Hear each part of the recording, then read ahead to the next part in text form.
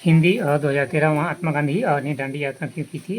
नमक एक अधिकार का विरोध मुख्य कारण ब्रिटिश सरकार ने नमक उत्पादन पर एक अधिकार और उस पर लगाए गए भारी कर का विरोध करना था। इस नीति को औपनिवेश दमन का प्रतीक माना जाता है जो गरीबों को सबसे अधिक प्रभावशाली करती है।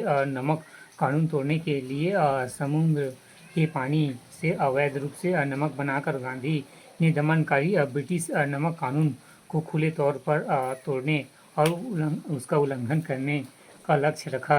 सविनय आंदोलन शुरू करने के लिए यह राष्ट्रव्यापी सविनय आंदोलन शुरू करने के लिए यह राष्ट्रव्यापी सविनय आंदोलन के लिए प्रतीकात्मक शुरुआती बिंदु के रूप में कार्य करती थी, जो ब्रिटिश शासन के खिलाफ अहिंसा प्रतिरोध का एक बड़ा अभियान था। 2021 असहयोग आंदोलन के असफल होने के कारण क्या थे? अचानक वापसी 1922 में चौरी चौरा की घटना के बाद गांधी जी ने अचानक आंदोलन वापस ले लिया, जहां हिंसक झड़प में पुलिसकर्मियों की मौत हो गई। इस फैसले ने कई अनुयायियों का मनोबल गिरा दिया और व्यापक निराशा का कारण बना। सविनय कार्यक्रम का अभाव, बहिष्कार के शुरुआत चरण के बाद आंदोलन में अपने प्रतिभागियों के लिए एक स्पष्ट दीर्घकालीन योजना की कमी थी। इससे गति और दिशा का नुकसान हुआ।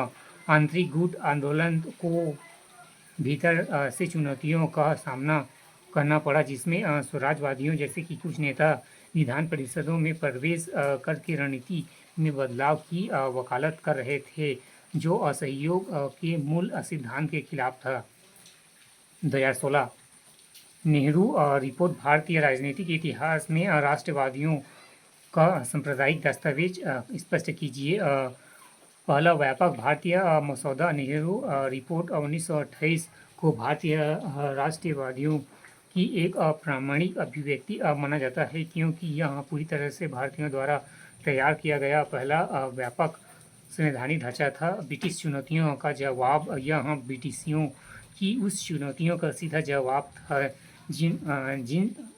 जिसमें उन्होंने कहा था कि अब भारतीय एक ऐसा संविधान तैयार करें जिस पर सभी राजनीतिक दल सहमत हो। इसमें स्वशासन के लिए भारत की क्षमता को दिखाया गया।